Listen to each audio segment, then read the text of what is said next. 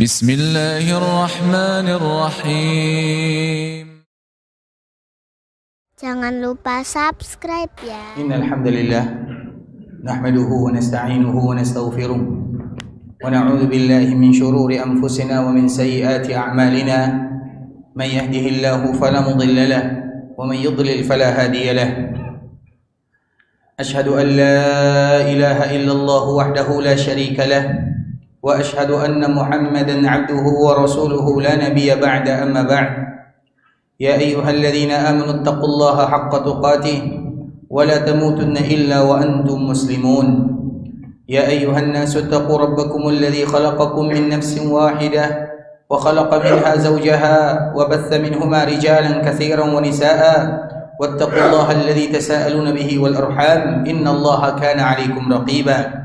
Ya ayyuhalladzina amanu taqullaha wa qulu qawlan sadida yuslih lakum a'malakum wa yaghfir lakum dhunubakum wa man yuti'illaha wa rasulahu faqad faza fawzan 'azima. Amma ba'du, fa inna asdaqal hadithi kitabullah wa khairul hadi hadi Muhammadin sallallahu alaihi wasallam wa syarrul umuri muhdatsatuha fa inna kulla muhdatsatin bid'ah wa kulla bid'atin dhalalah. Ikhwatal Islam, saudara kaum muslimin sidang jemaah Jumat rahimani wa rahimakumullah. Alhamdulillah, kita selalu dan senantiasa bersyukur kepada Allah Subhanahu wa taala, Rabbul Izzati wal Jalalah. Allah yang telah memberikan karunia, taufik dan hidayah kepada kita bersama. Nikmat demi nikmat Allah Subhanahu wa taala hadiahkan kepada kita, maka tidak ada cara terindah kecuali menjadi hamba yang bersyukur kepada Allah. Dan orang yang bersyukur kepada Allah, maka pasti mereka beribadah kepada Allah Subhanahu wa taala. Kemudian salawat beriringkan salam semoga senantiasa tercurahkan buat junjungan alam Nabi kita yang mulia, uswah dan qudwah kita bersama Muhammad bin Abdullah sallallahu alaihi wasallam. Di antara kewajiban seorang muslim adalah bagaimana mereka memperbanyak mengucapkan salam dan salawat kepada Nabi, terkhusus dikala mereka bertemu dengan hari yang mulia, yaitu hari Jumat, hari di mana kita akan berlomba-lomba untuk memperbanyak mengucapkan salam dan salawat kepada Nabi sallallahu alaihi wasallam, karena Nabi sendiri yang menyebutkan salatu ummati tu'radu alayya fi kulli yaumi jumu'ah. Salawat yang dibacakan oleh umatku akan diperlihatkan kepadaku setiap hari Jumat, dan sekarang adalah hari Jumat, hari di mana kita diberikan bonus oleh Allah Subhanahu wa taala bagi siapa yang memperbanyak mengucapkan salawat kepada baginda Nabi yang mulia, maka itu merupakan di antara kemuliaan yang luar biasa. Ikhwatul Islam, saudara kaum muslimin sidang jemaah Jumat rahimani wa rahimakumullah. Seorang muslim pasti akan menjadikan surga sebagai tujuan dan cita-cita utama. Maka mereka akan selalu dan senantiasa berusaha bagaimana mereka bisa masuk ke dalam surga. Dan di antara salah satu jalan pintas kita masuk ke dalam surga Allah Subhanahu wa taala adalah akhlak yang mulia. Di dalam sebuah hadis Nabi sallallahu alaihi wasallam menyebutkan, tidaklah aku mendapatkan sesuatu yang bisa memudahkan seseorang masuk ke dalam surga kecuali dua. Yang pertama adalah taqwa, dan yang kedua adalah akhlak yang mulia. Dua sifat ini merupakan di antara salah satu yang bisa memudahkan langkah kita masuk ke dalam surga Allah Subhanahu wa taala. Bertakwa kepada Allah, yaitu hubungan kita dengan Allah Subhanahu wa taala, dan memiliki akhlak yang mulia, hubungan kita dengan sesama. Tentunya kita bertanya, karena apabila kita berbicara tentang akhlak yang mulia, akhlak mana yang akan kita bicarakan? Maka dari sini para ulama memberikan sebuah kaidah. Kalau seandainya kalian ingin mengetahui bagaimana itu akhlak yang mulia, maka pelajarilah 4 hadis ini. Sebagaimana yang disebutkan oleh Ibnu Abi Zaid Al-Qayrawani, siapapun yang berbicara tentang akhlak yang mulia, kalau mereka ingin tahu apa itu adab dan akhlak yang mulia, maka terkumpul dalam 4 hadis Nabi sallallahu alaihi wasallam. Adapun hadis yang pertama, Rasulullah sallallahu alaihi wasallam menyebutkan, "Man kana yu'minu billahi wal yawmil akhir falyaqul khairan aw liyasmut." Siapapun di antara kalian yang beriman kepada Allah dan beriman kepada hari akhirat, maka katakan kata-kata yang baik atau hendaklah mereka diam. Kemudian hadis yang kedua, Rasulullah sallallahu alaihi wasallam menyebutkan, min husni islamil mar'i tarkuhu ma la ya'ni. Di antara kebaikan Islam seseorang meninggalkan apa yang tidak berguna bagi dirinya. Kemudian yang ketiga, la taghdab, jangan mereka marah. Kemudian yang keempat, la yu'minu ahadukum hatta yuhibba li akhihi ma yuhibbu li nafsihi. Tidak sempurna keimanan seorang di antara kalian sampai mereka mencintai saudaranya sebagaimana mereka mencintai dirinya sendiri. 4 hadis ini merupakan kaedah ketika kita berbicara tentang adab dan akhlak yang mulia. Sebagaimana tadi di awal kita telah menyebutkan bahwa di antara salah satu yang memberikan kemudahan seorang hamba masuk ke dalam surga adalah akhlak yang mulia. Maka dikala ada yang bertanya, mana itu akhlak yang mulia? Inilah jawabannya. Yang pertama, orang yang memiliki adab dan akhlak yang mulia adalah mereka yang akan mengatakan perkataan-perkataan yang baik. Mereka tidak akan mau berbicara kecuali bicara mereka diridai oleh Allah Subhanahu wa taala. Karena salah satu yang paling banyak menyebabkan seorang masuk ke dalam api neraka ada 2. Yang pertama di antara kedua jenggotnya, dan yang kedua di antara kedua pahanya. Apa makna daripada hadis Nabi sallallahu alaihi wasallam? Di antara yang paling banyak memasukkan seseorang ke dalam api neraka adalah lisannya, mulutnya, dan yang kedua adalah kemaluannya. Maka Nabi menyebutkan, kalau ada di antara kalian yang menjamin 2 ini, maka aku akan jamin surga untuknya. Yang pertama adalah lisan. Lisan itu ikhwatul Islam diberikan oleh Allah Subhanahu wa taala untuk membaca kalimat-kalimat yang indah, membaca Al-Quran, berzikir kepada Allah, bukan untuk menceritakan saudara, bukan untuk mengumpat, bukan untuk mencela, bukan untuk mencaci. Itu bukan seorang muslim. Maka Nabi SAW pernah menyebutkan bahwa yang paling banyak menyebabkan seseorang masuk ke dalam api neraka adalah lisannya. Kalau seandainya kita balikan hadis ini, apabila ada seorang muslim yang menjaga lisannya, maka mereka diberikan jaminan surga oleh Allah Subhanahu wa taala. Maka ini adalah adab akhlak yang pertama. Man kana yu'minu billahi wal yawmil akhir falyakul khaira aw liyaskut. Siapapun yang beriman kepada Allah dan hari akhirat, katakan yang baik. Kalau tidak bisa, maka diamlah. Dan diam itu adalah di antara salah satu yang terbaik agar mereka tidak diberikan dosa oleh Allah Subhanahu wa taala. Kemudian yang kedua, ketika kita berbicara tentang adab dan akhlak yang mulia, terdapat dalam hadis Nabi sallallahu alaihi wasallam, min husni islamil mar'i tarkuhu ma la ya'ni. Di antara kebaikan Islam seorang hamba meninggalkan apa yang tidak ada manfaat bagi dirinya. Sesuatu yang tidak ada kepentingan bagi diri kita, tidak usah kita mengetahuinya. Tidak semua perkara dunia harus kita ketahui. Tidak semua urusan tetangga kita tahu. Tidak semua urusan orang lain harus kita tahu. Yang harus kita ketahui, bagaimana hubungan kita dengan Allah. Sudah berapa banyak dosa yang kita lakukan, itu yang harus kita ketahui.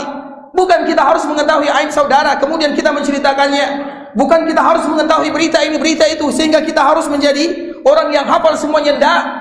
Akhlak yang mulia, mereka yang memilikinya adalah mereka yang menyibukkan dirinya dengan dirinya, menyibukkan dirinya dengan ibadah, menyibukkan dirinya dengan berzikir kepada Allah. Min husni islamil mar'i tarkuhu ma la ya'ni.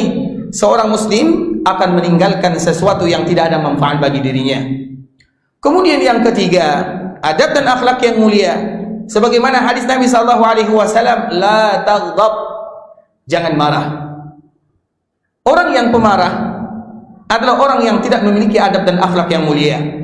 Kebalikannya, orang yang bisa menahan amarahnya adalah orang yang memiliki adab dan akhlak yang mulia. Karena kemarahan adalah awal daripada kegilaan dan akhirnya adalah penyesalan. Sebagaimana dikatakan dalam sebuah kalimat yang indah, awwaluhu junun wa nihayatuhu nadam. Kemarahan awalnya adalah kegilaan. Orang marah mereka tidak akan tahu apa yang mereka lakukan. Orang marah mereka tidak tahu apa yang mereka ucapkan. Namun dikala mereka sudah sadar, di saat itulah mereka mengetahui penyesalan-penyesalan akan muncul. Betapa banyak rumah tangga hancur karena kemarahan. Betapa banyak tali silaturahim retak karena kemarahan.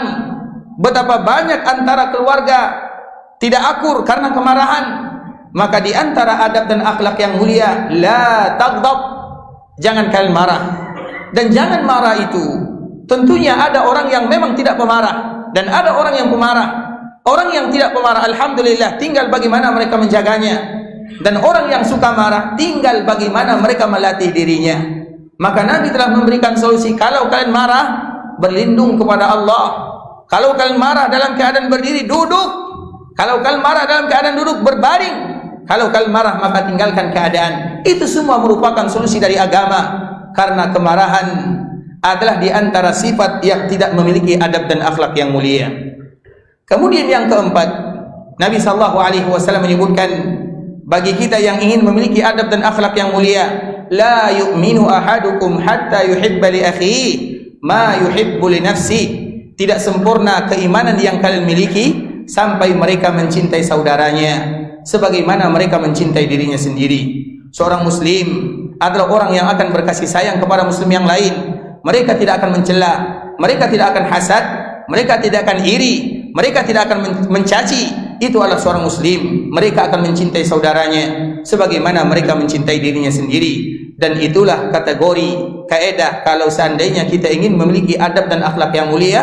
Dan adab dan akhlak yang mulia merupakan jalan mudah kita masuk dalam surga Allah Subhanahu wa taala, dan semoga Allah mudahkan langkah kita masuk dalam surganya. Aqulu qauli hadza wa astaghfirullah li wa lakum innahu huwal ghafurur rahim.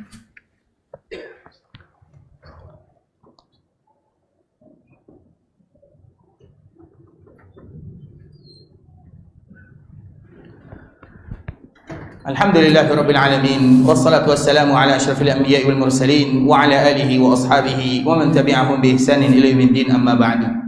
Ikhwatal Islam, saudara kaum muslimin, sidang jemaah Jumat rahimani wa rahimakumullah.